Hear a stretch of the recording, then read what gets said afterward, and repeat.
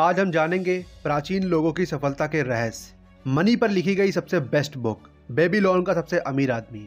इस बुक का लिंक आपको डिस्क्रिप्शन में मिल जाएगा, वहां से आप इसको खरीद सकते हैं। धन उनके पास प्रचुर मात्रा में उपलब्ध रहता है जो इसे पाने के सामान्य नियमों को समझते हैं। तो आइए समझते हैं धन पाने के उन नियमों को। एक इंसान जिसने स्वर्ण की इच्छा की। बेबीलोन का रत्न निर्माता बंसीर बहुत परेशान था। अपनी संपत्ति के चारों ओर बनी निचली दीवार पर बैठकर वह अपने घर और अपने वर्कशॉप की ओर देख रहा था, जिसमें एक संपूर्ण रथ तैयार खड़ा था। उसकी पत्नी अक्सर खुले दरवाजे पर दिखाई दे जाती थी। उसकी नज़रों से पता चलता था कि खाने का थैला खाली था और उसे रथ का काम पूरा करना था। उसे हथौड़ा चलाना था, पॉलिश और पेंट करना था, चमड़े को पहिए के चारों ओर चढ़ाना था और इसे अमीर ग्राहक को देने के लिए तैयार करना था ताकि वो इसे ले सके। उसके घर के आगे राजा के महल को घेरने वाली ऊंची दीवारें थीं। नज़दीक में बेल के मंदिर की रंगीन मीनार थी जो नीले आसमान में प्रवेश कर रही थी। ऐसी विशाल सुंदरता के सामने उसका साधारण घर था, और वैसे कई लोगों का घर था जो और भी साधारण थे। बेबीलोन ऐसा ही था, विशालता और साधारण का समावेश, चमकती अमीरी उदास गरीबी का संगम, जो साथ साथ मिलकर शहर की मजबूत दीवारों के बीच वास कर रहे थे। बंसीर अपनी समस्या में इतना उलझा हुआ था कि उसे व्यस्त शहर का शोर सुनाई नहीं पड़ रहा था।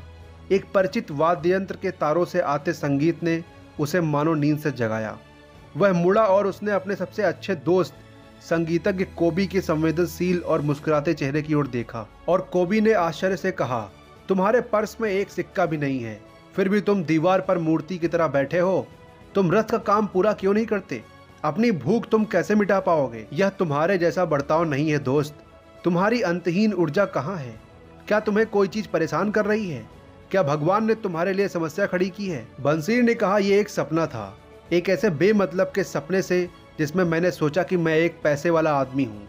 मेरे बेल्ट से एक भारी बटुआ लटका हुआ था जिसमें सिक्के भरे हुए थे। उसमें सिक्के थे जिन्हें मैं भिखारियों को उधारी से दे रहा था। उसमें चांदी के सिक्के थे जिनसे मैं अपनी पत्नी और अपने लिए मनचाही चीजें खरीद रहा था। उसमें सोने के सिक्के थे जो मुझे सुरक्षित भविष्य का एहसास देते थे और चांदी को खर्च करने की हिम्मत देते थे। संतुष्टि का एक एहसास मेरे अंदर था। सच में एक सुंदर सपना था जिसे मैं बहुत आनंद से देख रहा था। लेकिन जब मैं उठा और मैंने देखा कि मेरा पर्स कितना खाली है, विद्रोह की एक भावना मेरे शरीर में दौड़ गई। हमें लंबे समय तक काम करके और अपनी आमदनी खर्च करके खुशी मिली है। हमने पिछले सालों में इतने सिक्के कमाए हैं, लेकिन हम उन खुशियों को नहीं जानते जो पैसों से आती हैं। हमें सिर्फ उनके सपने आते हैं। क्या हम मूर्ख भेड़ों से ज़्यादा कुछ हैं? हम दुनिया के सबसे अमीर शहर में रहते हैं। व्यापारी कहते हैं कि किसी के पास भी हमारे जितना धन नहीं है। हमारे आसपास इतना धन है, लेकिन ये हमारे लिए नहीं है। आधी जिंदगी के श्रम के बाद भी मेरे अच्छे दोस्त, तुम्हारे पास एक खाली बटुआ है। कोबी चकरा गया। बंसीर, हमारी दोस्ती के इतने सालों में कभी भी तुमने ऐसी बात नहीं की। इतने सालों में मैंने कभी इस तरह से नहीं सोचा। सुबह से लेकर रात होने तक मैंने अपने रथों पर उतनी मेहनत की थी जितना कोई इंसान कर सकता था, अंदर ही अंदर आशा करते हुए कि ईश्वर मेरे अच्छे कामों को देखेगा और मुझ पर समृद्धि बरसाएगा। पर ऐसा नहीं हुआ। अब लगता है ऐसा कभी नहीं होगा। इसीलिए मेरा दिल उदास है। मैं एक पैसे वाला आदमी बनना चाहता हूँ।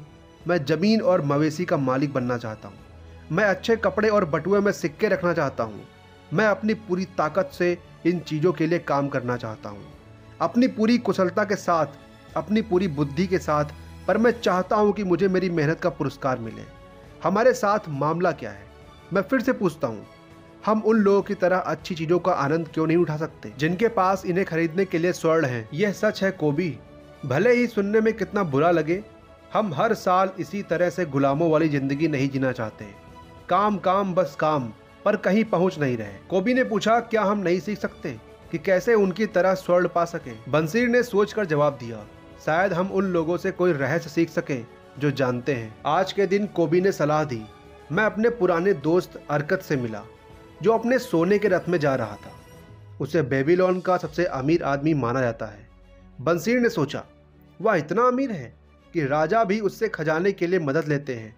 कोबी ने कहा, इतना अमीर? बंसीर ने कहा, काश मेरे पास आमदनी का एक ऐसा स्रोत होता जो मेरे बटुए को भरता रहता, भले ही मैं दीवार पर बैठूं या दूर देश की यात्रा करूं। अरकत को पता होना चाहिए कि कैसे एक आदमी अपने लिए आमदनी बना सकता है। क्या तुम्हें लगता है कि वह ये तरीके मेरे जैसे धीमे दिमाग वाले लोगों को समझा सकता है। बंसीर, तुमने सच्ची प्रेरणा से कहा है। तुम मेरे दिमाग में एक नई समझ लाए हो। तुमने मुझे एहसास दिलाया कि हम अब तक पैसे क्यों नहीं कमा पाए। हमने कभी इसे खोजा नहीं। तुमने बड़े धीरज से बेबीलोन में सबसे मजबूत रथ बनाए हैं। इस लक्ष्य से तुमने सबसे बेहतर कोशिश की है, इसीलिए इस काम में तुम सफल हुए। मैंने एक सफल संगीतज्ञ बनने की कोशिश की और इस कारण से मैं सफल हुआ। जिन चीज़ों पर हमने कोशिश की हम उनमें सफल हुए। अरकत के पास आज ही जाते हैं, बंसीर ने कहा। साथ ही हम बचपन के अपने दोस्त से भी पूछते हैं जिन्होंने हमसे ज़्यादा सफलता नहीं पाई है, ताकि वे भी इस ज्ञान को पा सकें। अब बात करते हैं दूसरे चैप्टर की, बेबीलोन का सबसे अमीर आदमी। प्राचीन बेबीलोन में एक बहुत अमीर आदमी रहता था जिसका नाम था अरकत। वह अपनी संपत्ति के लिए चारों ओर मशहूर था। साथ ही वह अपनी उदारता के लिए भी मशहूर था। वह संस्थाओं को जमकर दान करता था। वह अपने परिवार के प्रति उदार था। वह अपने खर्चों में दिलदार था। हर साल उसकी संपत्ति खर्च करने से भी ज़्यादा रफ्तार से बढ़ती जाती थी और उसके पुराने दिनों के कुछ दोस्त उसके पास आए और उन्होंने कहा, अरकत, तुम हमसे ज़्यादा खुशनसीब हो। तुम बेबीलोन के सबसे अमीर इंसान हो गए हो, जबकि हम अपने वजूद के लिए संघर्ष कर रहे हैं। तुम सबसे अच्छे कपड़े पहन सकते हो और सबसे दुर्लभ भोजन कर सकते हो, जबकि हम अगर अपने परिवार को साधारण कपड़े पहना सकें और जो भी उपलब्ध है वही खिला सके तो हमें संतुष्ट रहना पड़ता है। लेकिन एक समय हम बराबर थे। हमने एक ही शिक्षक से पढ़ाई की, हम एक ही खेल खेलते थे। तुम हमसे पढ़ाई और खेल में बेहतर भी नहीं थे। ऐसा भी नहीं है कि तुमने हमसे ज़्यादा मेहनत की है। जहाँ तक हम जानते हैं तब ऐसा क्यों है कि सौभाग्य ने तुम्हें सारी चीज़ें दे डाली और हमें अनदेखा कर दिया, जबकि हम सभी बराबरी अधिकारी हैं। तब अरकत ने उन्हें डांटा और कहा, अगर युवावस्था से अब तक के सालों में तुम दाल रोटी के अलावा कुछ और नहीं कमा सके तो इसका कारण है कि तुमने उन नियमों को नहीं सीखा और जाना जिनसे संपत्ति बनती है। अपनी जवानी में मैंने खुद की ओर देखा और उन चीज़ों पर ध्यान दिया जो मुझे खुशी और संतुष्टि देने वाले थे, और मैंने पाया कि संपत्ति से इन चीज़ों की शक्ति बढ़ती जाती है। धन एक शक्ति है। धन से कई चीज़ें संभव हो जाती हैं। इंसान अपने घर को सबसे महंगी चीज़ों से सजा सकता है। इंसान दूर समुद्रों की यात्रा कर सकता है। इंसान दूर देश के भोजन का आनंद ले सकता है। इंसान सुनारों और पत्थर पर पॉलिश करने वालों के बनाए आभूषण पहन सकता है। इंसान देवताओं के लिए बड़े बड़े मंदिर बनवा सकता है। इंसान वे सारी चीज़ें और कई अन्य चीज़ें कर सकता है जिनसे इंद्रियों को सुख मिलता है और आत्मा को संतुष्टि मिलती है। और जब मैंने ये सब महसूस किया, मैंने यह निर्णय लिया कि मैं ज़िंदगी की सारी अच्छी चीज़ों का आनंद लूँगा। मैं वह इंसान नहीं बनूँगा जो दूर रहकर चीज़ों को देखते हैं और दूसरों को चीज़ों का आनंद लेते ईर्ष्या से देखते हैं। मैं सबसे सस्ते कपड़े नहीं पहनूंगा। मैं एक गरीब इंसान की चीज़ों से संतुष्ट नहीं होऊंगा। बदले में मैं अपने आप को अच्छी चीज़ों के बाजार में मेहमान बनाऊंगा। एक सामान्य व्यापारी का बेटा होने के कारण, जिसके पास बड़ा परिवार होने के कारण विरासत की कोई उम्मीद नहीं थी, और जैसा तुमने कहा, जिसके पास ज़्यादा बुद्धि और प्रतिभा नहीं थी, मैंने तय किया कि मुझे अपनी इच्छाएं पूरी करने के लिए समय और अध्ययन की ज़रूरत होगी। जहाँ तक समय की बात है, हर इंसान के पास यह प्रचुर मात्रा में उपलब्ध है। तुम में से हर एक के पास खुद को अमीर बनाने का पर्याप्त समय है। इसीलिए मैंने तय किया कि संपत्ति अर्जित करने का तरीका सीखूंगा और उसे सीखने के बाद उसे मैं अच्छी तरह आजमाऊंगा। क्या यह समझदारी नहीं है कि हम सूरज की रोशनी में चीज़ों का आनंद लें जब तक वह है, क्योंकि जब तक आत्माओं की दुनिया के लिए प्रस्थान करेंगे तब दुख तो आ ही जाएंगे। मुझे रिकॉर्ड्स के हाल में स्क्राइब का काम मिला और हर दिन मैं घंटों मिट्टी के टैबलेट पर मेहनत करता था। हफ्ते दर हफ्ते, महीने दर महीने मैंने मेहनत की, तब भी मेरी आमदनी नहीं बढ़ी। भोजन, कपड़े और ईश्वर के लिए दान और बाकी चीज़ें मेरी आमदनी को खा जाती थी। लेकिन मेरे संकल्प ने मेरा साथ नहीं छोड़ा और एक दिन अल्गमिस, जो पैसे उधार देता था, शहर के मालिक के घर आया और उसने 9वें नियम की कॉपी ऑर्डर की और उसने मुझसे कहा, मुझे ये 2 दिन में चाहिए और अगर ये काम समय पर हो गया तो मैं तुम्हें तांबे के 2 सिक्के दूंगा। इसीलिए मैंने मेहनत की, लेकिन वह नियम लंबा था और जब अल्गमिस लौटा तब तक काम अधूरा था। वह गुस्से में था और मैं उसका गुलाम था। वह मुझे पीट सकता था, लेकिन यह जानते हुए कि शहर का मालिक उसे ऐसा नहीं करने देगा, मैंने निडर होकर कहा, अल्गमिस, आप बहुत अमीर हैं, मुझे बताएं कि मैं कैसे अमीर बनूं, और जब सूर्य उगेगा तब तक आपका काम खत्म हो चुका होगा। वह मुझ पर मुस्कुराया और उसने जवाब दिया, तुम एक हिम्मती गुलाम हो, पर हम इस समझौते को मानते हैं। पूरी रात मैं लिखता रहा, हालांकि मेरी पीठ में दर्द होता रहा और गंध से मेरे सिर में दर्द होने लगा, जिससे मेरी आंख देख नहीं पा रही थी। लेकिन जब वह वापस लौटा तब तक टैबलेट पूरे बन चुके थे। अब मैंने कहा, मुझे बताएं जो आपने वादा किया था। बेटे, तुमने अपने हिस्से का वादा पूरा किया। उसने मुझसे मिठास से बात की, और अब मैं अपना वादा पूरा करूंगा। मैं तुम्हें वह चीज़ें बताना चाहता हूँ जो तुम जानना चाहते हो, क्योंकि मैं बूढ़ा हो रहा हूँ और बूढ़े लोगों की जुबान काफ़ी चलती है, और जब युवावस्था सलाह लेने बुढ़ापे के पास आती है तो उसे सालों का ज्ञान मिलता है। लेकिन कई बार युवावस्था को लगता है कि बुढ़ापे को सिर्फ बीते समय की जानकारी है, इसीलिए उसे पूरा लाभ नहीं मिलता। मेरे शब्दों को याद रखो, क्योंकि अगर तुमने ऐसा नहीं किया तो तुम उस सच को नहीं पकड़ पाओगे जो मैं बताना चाह रहा हूँ, और तुम्हें लगेगा कि तुम्हारी रात की मेहनत बर्बाद गई। तब उसने मेरी ओर अपनी घनी बाहों के बीच से चतुराई से देखा और एक धीमी लेकिन मजबूत आवाज़ में कहा, मैंने संपत्ति का रास्ता तब पाया जब मैंने सीखा कि मेरी कमाई का एक हिस्सा मुझे अपने लिए बचा कर रखना है, और तुम भी ऐसा ही करोगे।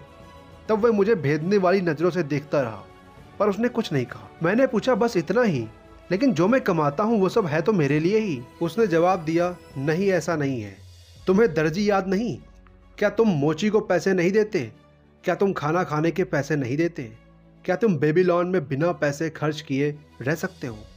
पिछले महीने की कमाई के बारे में तुम्हारे पास बताने के लिए क्या है? और पिछले साल की कमाई के बारे में? मूर्ख, तुम सबको पैसे देते हो, खुद को नहीं देते। बेवकूफ़, तुम दूसरों के लिए मेहनत करते हो। इससे अच्छा है कि गुलाम बन जाओ और उस मालिक के लिए काम करो जो खाने और पहनने के लिए देता है। अगर तुम अपनी कमाई का 10वां हिस्सा बचा कर रखते तो साल भर में तुम्हारे पास कितना ज़्यादा जमा हो जाता। अगर तुम्हें अमीर बनना है तो तुम्हें कमाई का एक हिस्सा बचाना होगा, और इससे तुम्हें वह संपत्ति मिलेगी जो तुम चाहते हो। अपनी कमाई का एक हिस्सा तुम्हें अपने पास रखना है। तुम कितना भी कम कमाओ, पर यह हिस्सा 10वें हिस्से से कम नहीं होना चाहिए। अगर हो सके तो यह हिस्सा ज़्यादा रखो। पहले अपने आप को भुगतान करो। दर्जी से या मोची से उतना ही खरीदो कि भोजन और ईश्वर के लिए दान देने के लिए तुम्हारे पास बचा रहे। धन पेड़ की तरह एक छोटे बीज से उगता है। पहला तांबे का सिक्का जो तुम बचाओगे, उससे ही संपत्ति का पेड़ निकलेगा। जितनी जल्दी बीज बोओगे उतनी ही जल्दी पेड़ निकलेगा, और इस पेड़ को बचत से जितना ज़्यादा खाद और पानी दोगे उतनी ही जल्दी तुम्हें इसकी छाया मिलने लगेगी। ऐसा कहकर वह अपने टैबलेट को लेकर चला गया। उसने जो कहा मैं उसके बारे में सोचता रहा, और उसकी बात मुझे सही लगी। इसीलिए मैंने तय किया कि मैं इसे आजमाऊंगा। जब भी मुझे पैसे मिले, मैंने हर 10 तांबे के सिक्कों में से एक को लिया और छुपा लिया। भले ही सुनने में अजीब लगे, पर मेरे पास पैसों की कमी नहीं रही। मैंने देखा कि मुझे उसके बिना ज़्यादा दिक्कत नहीं हुई।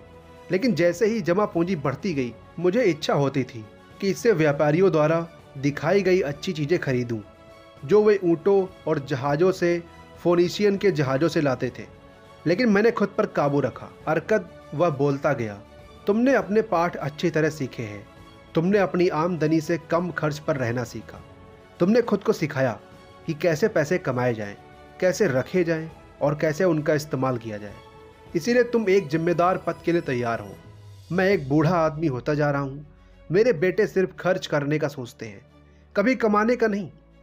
मेरे कई जगहों पर निवेश है और मेरे लिए सबकी देखभाल करना संभव नहीं है। अगर तुम निपुण जाओ और मेरी ज़मीन की देखभाल करो तो मैं तुम्हें पार्टनर बना लूँगा और तुम मेरी जायदाद में हिस्सा पाओगे।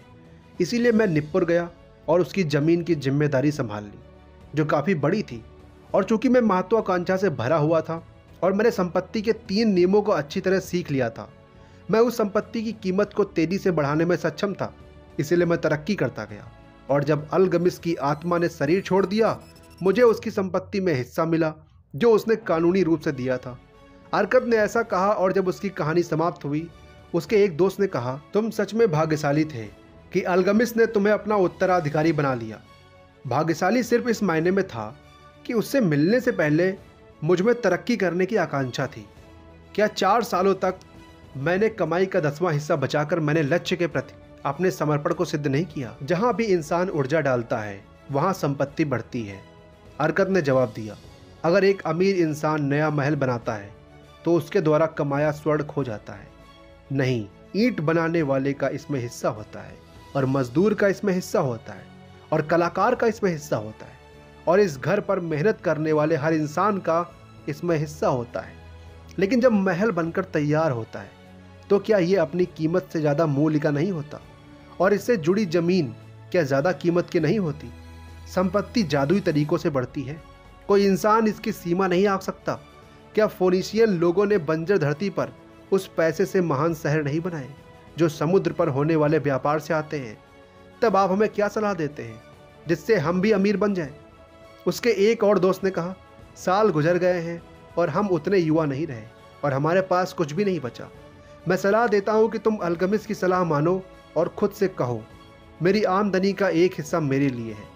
सुबह उठने पर सबसे पहले खुद से ये कहो, इसे दोपहर में कहो, इसे रात में कहो, इसे रोज हर घंटे कहो, इसे खुद से इतनी बार कहो कि ये शब्द आकाश में आग से बने अक्षरों की तरह छा जाए।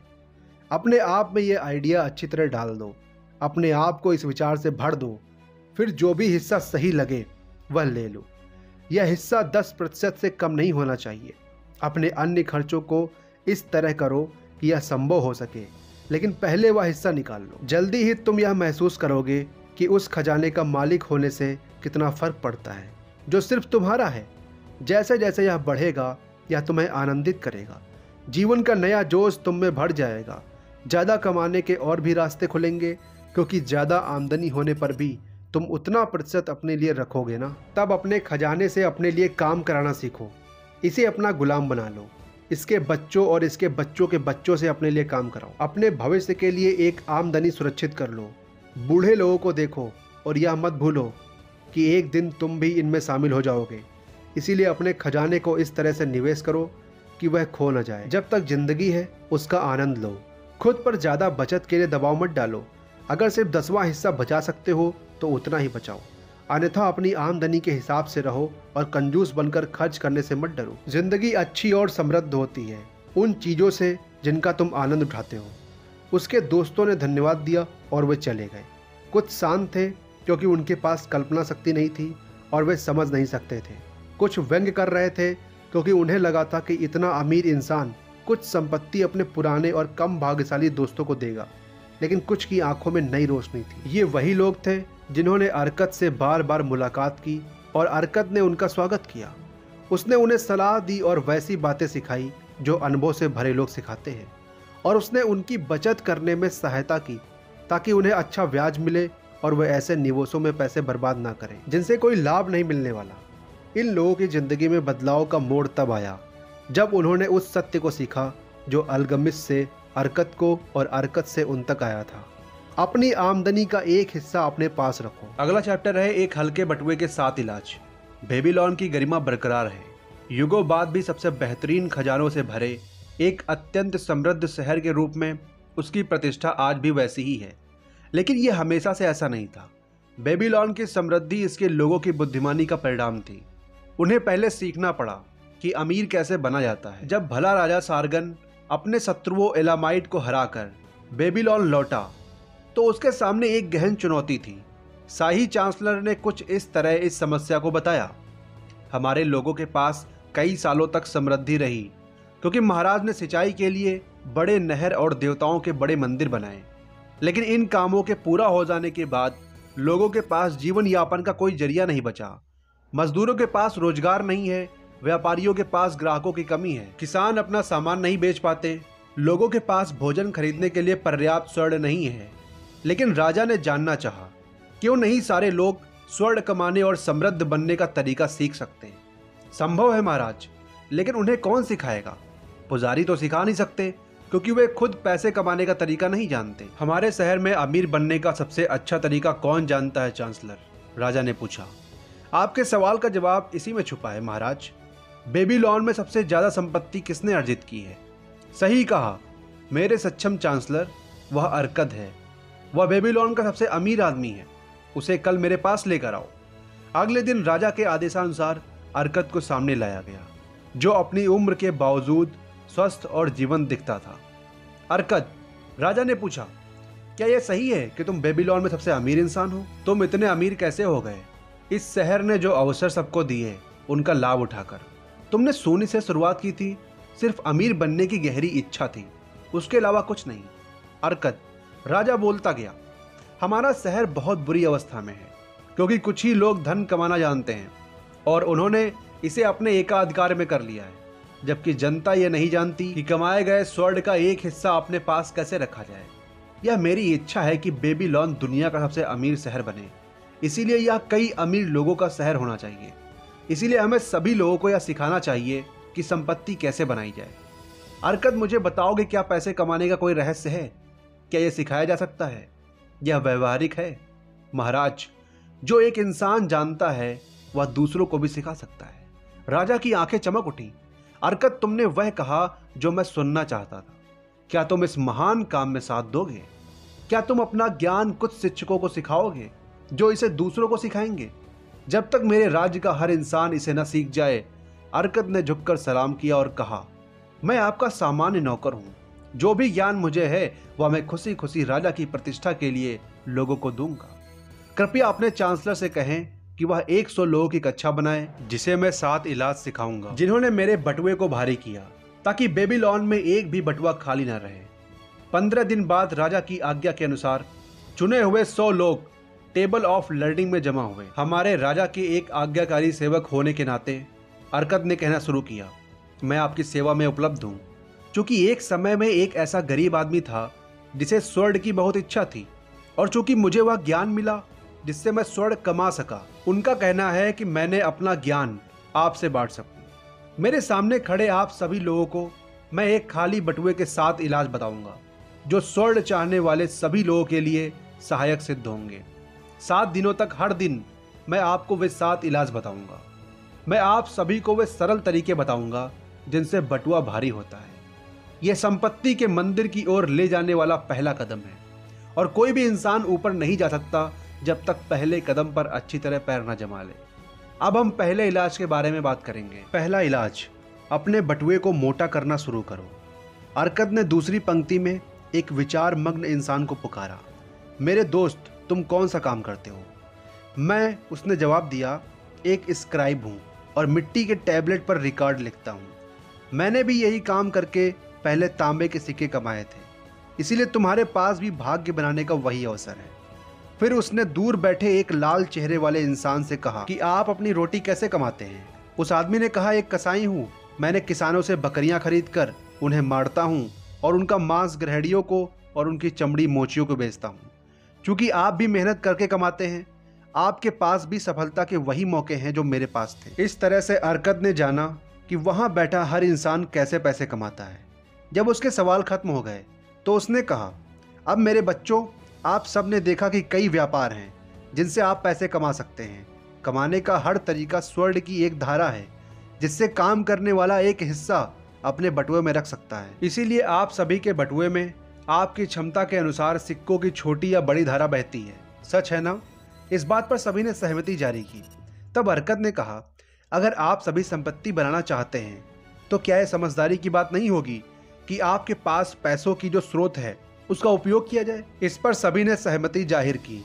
तब अरकद एक विनम्र आदमी की ओर मुड़ा जो अंडों का व्यापारी था। अगर आप अपने बास्केट में रोज सुबह 10 अंडे डालें और हर शाम 9 अंडे निकालें तो क्या होगा? कुछ समय बाद यह बढ़ जाएगा। क्यों? क्योंकि हर दिन मैं जितने अंडे निकालता हूँ उससे 1 अंडा ज़्यादा डालता हूँ। अरकद क्लास की ओर मुस्कुराकर मुड़ा। क्या किसी आदमी का बटुआ हल्का है? पहले वे असमंजस में दिखे, फिर वे मुस्कुराए। अंत में उन्होंने हंसते हुए अपने बटुए की ओर इशारा किया। ठीक है, वह बोलता गया, अब मैं आप सभी को हल्के बटुए का पहला इलाज बताऊंगा। वही करें जो मैंने अंडे के व्यापारी से कहा है। अपने बटुए में जब भी 10 सिक्के डालें तो सिर्फ 9 सिक्के निकालें। आपका बटुआ भारी होना शुरू होगा और इसका बढ़ता भार आपके हाथ को अच्छा महसूस कराएगा और आपकी आत्मा को शांति देगा। जो मैं कह रहा हूँ उसकी सरलता के कारण उसे अनदेखा ना करें। मैंने कहा था कि मैं बताऊंगा कि मैंने अपनी संपत्ति कैसे बनाई। यह मेरी शुरुआत थी। मेरा भी बटुआ हल्का था और मैं इसे गाली देता था क्योंकि मेरे पास अपनी इच्छाएं पूरी करने का कोई तरीका नहीं था। लेकिन जब मैं अपने बटुए से सिर्फ 10 का 9वां हिस्सा निकालने लगा तो यह भरने लगा। आपके साथ भी ऐसा होगा। अब मैं एक अजीब सा सच बताऊंगा। मेरे छात्रों, यह हल्के बटुए का पहला इलाज है जो मैंने खोजा। बटुए में अगर 10 सिक्के डालें तो सिर्फ 9 खर्च करें। इस पर आपस में बहस करें। अगर किसी आदमी को यह गलत लगता है तो मुझे कल बताएं, हम कल मिलेंगे। दूसरा इलाज, अपने खर्चों पर नियंत्रण करें। मेरे कुछ छात्रों ने मुझसे यह पूछा है, एक आदमी अपनी कमाई का 10वां हिस्सा कैसे बचा सकता है जब उसके खर्च के लिए सारी कमाई पूरी नहीं पड़ रही हो। इसीलिए अरकत ने अपने छात्रों से दूसरे दिन बात शुरू की, कल कितने लोगों ने हल्का बटुआ साथ रखा? हम सभी ने। क्लास ने जवाब दिया। तब भी सारे लोग एक जैसा नहीं कमाते। कुछ लोग बाकियों से ज़्यादा कमाते हैं, कुछ के परिवार ज़्यादा बड़े हैं, तब भी सारे बटुए बराबर हल्के हैं। अब मैं आपको लोगों के बारे में एक अजीब सा सच बताऊंगा। वो ये है, हमारे ज़रूरी खर्चे हमारे कमाई के साथ बढ़ते जाएंगे अगर हम इन्हें रोकने की कोशिश नहीं करेंगे। ज़रूरी खर्चों को अपनी इच्छाओं से ना मिलाएं। आप सभी के पास अपने परिवारों के साथ आमदनी से ज़्यादा इच्छाएं हैं, इसीलिए आपकी कमाई उन इच्छाओं को पूरा करने में हमेशा खर्च होती रहेगी। तब भी आपकी कई इच्छाएं अधूरी रह जाएंगी। इसीलिए अपने टैबलेट पर हर उस चीज़ का नाम लिखें जिस पर आप खर्च करना चाहते हैं। केवल उन्हीं को चुनें जो ज़रूरी है और जिनको आप आमदनी के 90% में खरीद सकते हैं। बाकियों को काट दें और उन्हें उन इच्छाओं में रखें जिनको पूरा करने की ज़रूरत नहीं है और जिन पर पछतावा नहीं होना चाहिए। फिर अपने ज़रूरी खर्चों का बजट बनाएं। उस 10वें हिस्से को ना छुएं जो आपके बटुए को भारी बना रहे हैं। अपने बजट के साथ काम करते रहें और अपनी मदद के लिए बदलाव करते रहें। अपने भारी बटुए को बचाने के लिए इसे पहला सहायक बना लें। यह आपके हल्के बटुए का दूसरा इलाज है। अपने खर्चों का बजट बनाएं ताकि आपके पास ज़रूरतों को पूरा करने के लिए पैसा हो। अपनी आमदनी के 90% हिस्से से आनंद उठाने और ज़रूरी इच्छाओं को पूरा करने की गुंजाइश हो। तीसरा इलाज, अपने स्वर्ण को बढ़ाएं। देखिए, आपका बटुआ भारी होता जा रहा है। आपने अपने आप में इतना अनुशासन डाल दिया है कि आप अपनी कमाई के 10वें हिस्से को बचा सकें। आपने खर्चों को नियंत्रित कर लिया है ताकि आपका खजाना बढ़ता जाए। अब हम आपको बताएंगे कि अपने खजाने को कैसे काम पर लगाया जाए ताकि वह बढ़ता रहे। बटुए में रखा स्वर्ण दिल को खुश करता है और कंजूस को खुशी देता है, पर कुछ कमाता नहीं है। जो स्वर्ण हम अपनी कमाई से बचाते हैं वह तो सिर्फ शुरुआत है। इसकी कमाई से ही आप संपत्ति खड़ी करेंगे। अरकत ने यह बात तीसरे दिन क्लास को कही। फिर हम कैसे अपने स्वर्ण को काम पर डाल सकते हैं? मेरा पहला निवेश दुर्भाग्यशाली था, मैंने उसे खो दिया। मेरा पहला लाभदायक निवेश एक कर्ज था जो मैंने शील्ड बनाने वाले अग्गर को दिया था। हर साल वह भारी मात्रा में तांबा समुद्र के पार से खरीदता था ताकि व्यापार में डाल सके। व्यापारियों को देने के लिए पर्याप्त पैसों के अभाव में वह उनसे उधार लेता था। जिनके पास अतिरिक्त सिक्के हों, वह सम्मानीय इंसान था। वह उधार चुकाता था, साथ ही अच्छा किराया देता था। मैंने किराए के पैसे वापस उसे उधार में दे दिए। इसीलिए न सिर्फ मेरी पूंजी बढ़ी बल्कि मेरी कमाई भी बढ़ती गई। सबसे ज़्यादा खुशी होती थी जब यह कमाई मेरे बटुए में आती थी। मैंने बड़ी आमदनी बनाई है, इतनी बड़ी कि मैं बहुत अमीर होता चला गया। इस तरह वह निवेश किराए के कारण 17 गुना बड़ा हो गया। इसीलिए यह एक हल्के बटुए का तीसरा इलाज है। हर सिक्के को काम पर लगाएं ताकि खेतों की फसलों की तरह वे आप तक आमदनी लाएं। संपत्ति की एक धारा पैदा करें जो आपके बटुए तक आए। चौथा इलाज, अपने खजाने को नुकसान से बचाएं। दुर्भाग्य एक चमकते निशान को पसंद करता है। इंसान के बटुए के स्वर्ण की रक्षा पूरी ताकत से होनी चाहिए, नहीं तो यह खो जाएगा। इसीलिए यह जरूरी है कि आप पहले छोटी मात्रा की रक्षा करना सीखें ताकि देवता आपको बड़ी मात्रा दे सकें। इस तरह अरकत ने चौथे दिन क्लास को अपनी बात बताई। निवेश का पहला सिद्धांत है कि मूलधन की रक्षा हो। क्या बड़े कमाई की ओर आकर्षित होना सही है जब मूलधन ही खो जाए? मुझे नहीं लगता इस खतरे की सजा बड़ा नुकसान है। ध्यान से पढ़ें। अपने खजाने को देने से पहले हर उस चीज़ को जो कहे कि इसे वापस पाया जा सकता है। जल्दी पैसा बनाने के अपने रूमानी ख्यालों से सावधान रहें। किसी को भी उधार देने से पहले यह देख लें कि वह इंसान इसे लौटा सकता है या नहीं, ताकि आप उसे अपनी गाढ़ी कमाई के पैसे उपहार में ना दे डालें। किसी भी क्षेत्र में निवेश करने से पहले यह देख लें कि उसमें क्या क्या खतरे हैं। मेरा अपना पहला निवेश एक दुखद घटना साबित हुआ। अपने निवेश की रक्षा करने के लिए वहाँ पैसे लगाएं जहाँ मूलधन सुरक्षित हो और इसे ज़रूरत पड़ने पर निकाला जा सके और इससे आप अच्छा किराया निकाल सकें। समझदार लोगों से संपर्क करें। स्वर्ण से लाभ कमाने वालों से सलाह लें। उनके ज्ञान का इस्तेमाल अपने खजाने को असुरक्षित निवेशों से बचाने में करें। 5वां इलाज, अपने आवास को लाभदायक निवेश में बदलें। एक इंसान के दिल को खुशी मिलती है जब वह अपने पेड़ों के फल खाता है और अपने अंगूर के बगीचों की शराब पीता है। अपनी जगह का होना और गर्व के साथ उसकी देखभाल करना या उसके दिल में विश्वास लाता है और काम में ऊर्जा लाता है। इसीलिए मैं कहूँगा कि हर इंसान को अपनी छत का मालिक होना चाहिए। हर एक अच्छी नीयत वाला इंसान अपने घर का मालिक बन सकता है। क्या हमारे महान राजा ने बेबीलोन की दीवारें नहीं फैलाई हैं ताकि उनके अंदर काफ़ी ज़मीन खाली पड़ी है जिसे अच्छी कीमत पर खरीदा जा सकता है। मेरे छात्रों, मैं यह भी कह सकता हूँ कि उधार देने वाले उन लोगों की इच्छाओं की इज्जत करते हैं। मेरे छात्रों, मैं यह भी कहता हूँ कि उधार देने वाले उन लोगों की इच्छाओं की इज्जत करते हैं जो अपने परिवारों के लिए घर और ज़मीन चाहते हैं। आप ईंट बनाने वालों और घर बनाने वालों को भुगतान करने के लिए पैसे कर्ज पर ले सकते हैं।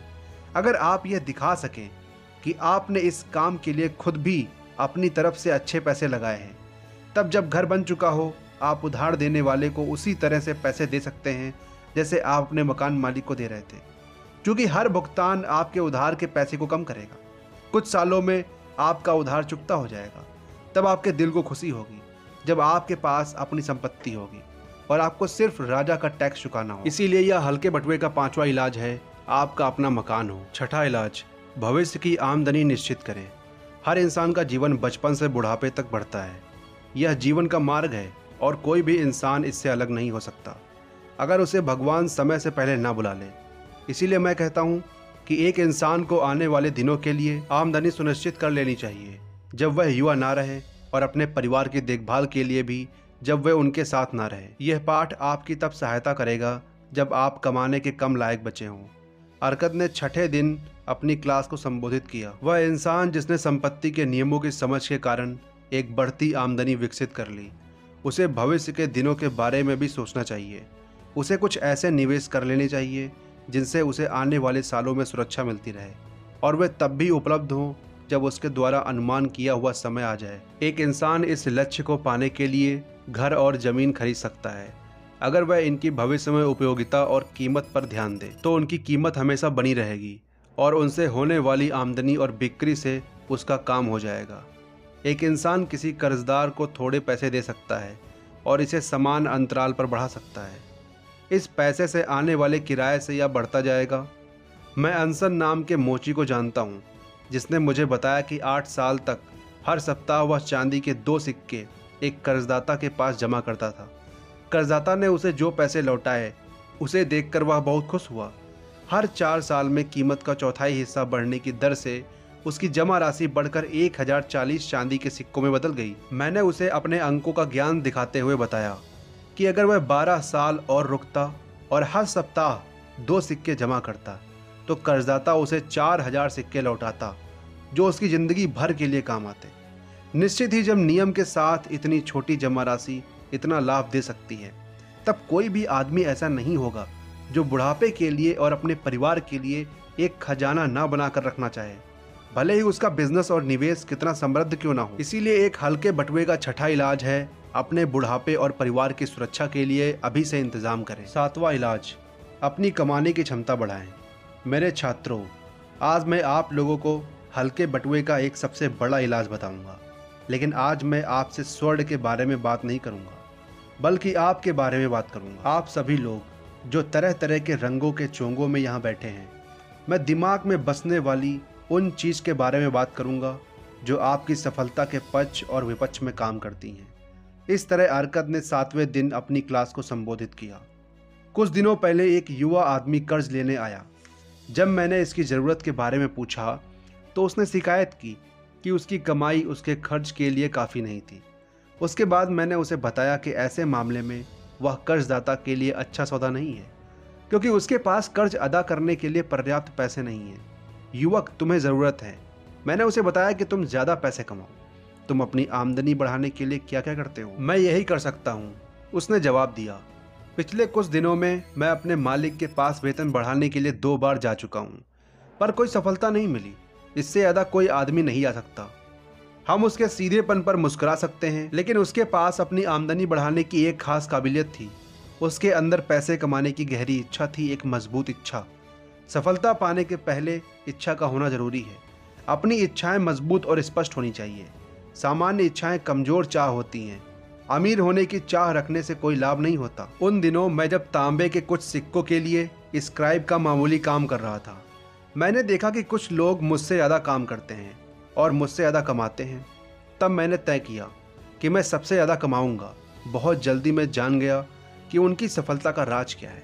काम में ज़्यादा अरुचि होने पर, काम पर ज़्यादा फोकस होने पर, कोशिश में ज़्यादा लगन होने पर मैंने देखा कि मैं अधिकतर लोगों से ज़्यादा टैबलेट पर लिखने लगा। मेरी बढ़ती दक्षता पर मुझे पुरस्कार मिले और मुझे अपने मालिक के पास 6 बार जाने की ज़रूरत भी नहीं पड़ी। जितना ज़्यादा हम सीखते हैं, हम उतना ज़्यादा कमाते हैं। जो इंसान अपने काम को सीखने में ज़्यादा मेहनत करता है, उसे उतना ही पुरस्कार मिलता है। अगर वह कारीगर है तो उसे वह औजार सीखने चाहिए जिनसे वह ज़्यादा कुशल बन सके। अगर वह कानून या उपचार का काम करता है, उसे लोगों के साथ अपना ज्ञान बांटना चाहिए। अगर वह व्यापारी है, उसे बेहतर सामान कम दामों पर खरीदना चाहिए। हमेशा लोगों के काम बदलते हैं और बेहतर होते हैं, क्योंकि तेज बुद्धि वाले लोग उनकी बेहतर सेवा करना चाहते हैं, जिनसे उन्हें पैसे मिलते हैं। इसलिए मैं सभी लोगों से अपील करता हूँ कि वे तरक्की की अगली कतार में खड़े हों और स्थिर ना रहें, क्योंकि तब वे पीछे छूट जाएंगे। इसीलिए हल्के बटुए का 7वां और आखिरी इलाज है कि वह अपनी क्षमता बढ़ाए, ज़्यादा बुद्धिमान बने और अपने सम्मान के लायक काम करे। इस तरह वह आत्मविश्वास पा सकेगा, जिससे वह अपनी इच्छाएं पूरी कर सकेगा। ये हल्के बटुए के 7 इलाज हैं जो मैंने अपने लंबे और सफल जीवन से आए अनुभव से सीखे हैं, और मैं धन की इच्छा रखने वाले सभी लोगों से बांटना चाहता हूँ। मेरे छात्रों, बेबीलोन में आपके सपनों से ज़्यादा सोना है। यहाँ सबके लिए प्रचुर धन है। आगे बढ़ें और इन चीज़ों का अभ्यास करें ताकि आप प्रगति करें और समृद्ध बने, जो आपका अधिकार है। आगे बढ़ें और इन सिद्धांतों को महाराज के हर नागरिकों को सिखाएं ताकि वे इस शहर की समृद्धि बढ़ाने में मदद कर सकें। अगला चैप्टर है सौभाग्य की देवी से मिलें। भाग्यशाली होने की इच्छा सभी को होती है। यह इच्छा 4000 साल पहले बेबीलोन के लोगों के सीने में उतनी ही थी जितनी आज के लोगों में है। हम सभी भाग्य की देवी का आशीर्वाद चाहते हैं।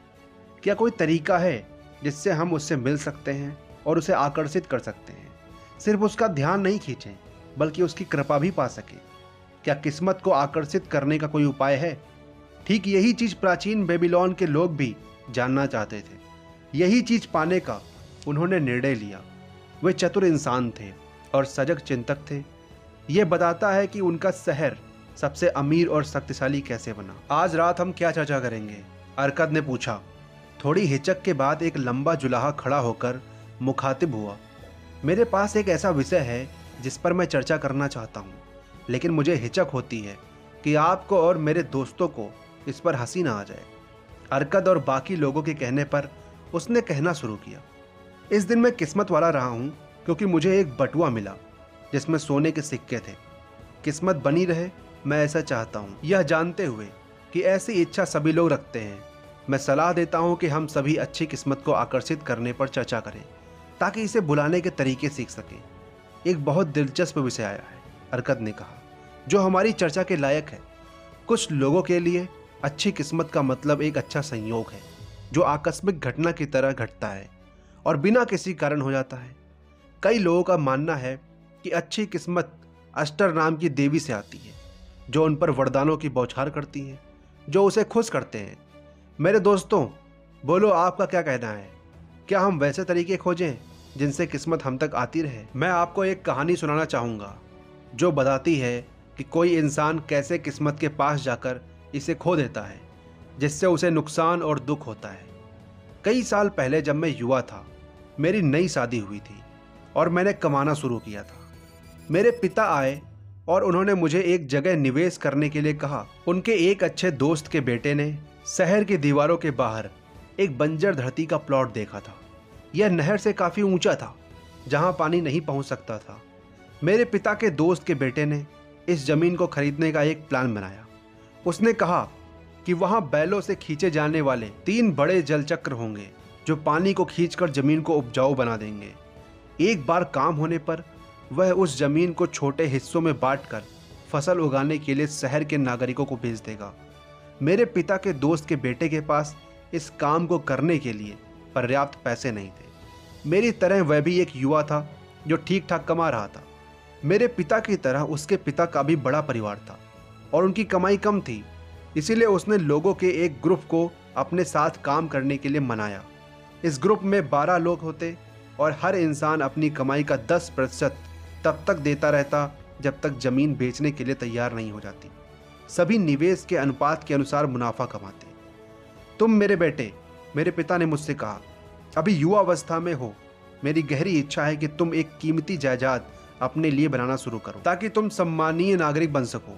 मेरी इच्छा है कि तुम अपने पिता की गलतियों से आए ज्ञान से कुछ सीखो। पिताजी, मेरी भी यही इच्छा है, मैंने जवाब दिया। तब वैसा करो जैसी मेरी सलाह है, वह करो जो मुझे तुम्हारी उम्र में करना चाहिए था। अपनी कमाई का 10% अच्छी जगह निवेश करो और इससे जो कमाई होगी उससे तुम मेरी उम्र तक पहुंचने के पहले एक कीमती संपत्ति बना सकते हो। आपके शब्द बुद्धिमानी के शब्द हैं पिताजी।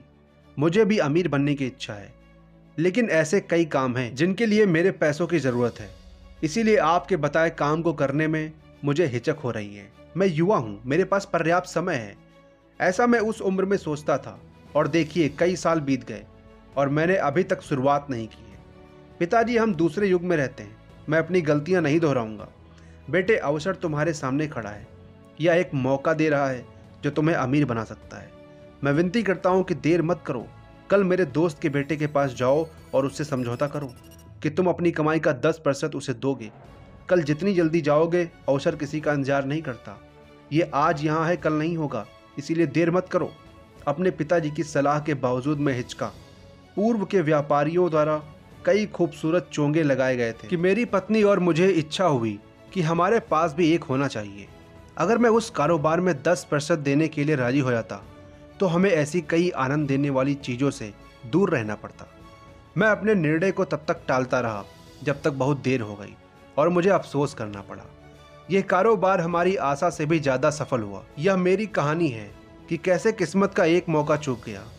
इस कहानी में हम देखते हैं कि किस्मत उस इंसान के पास कैसे आती है जो अवसर को स्वीकार करता है। रेगिस्तान के एक सांवले आदमी ने कहा, किसी भी संपत्ति के निर्माण के लिए एक शुरुआत होनी चाहिए।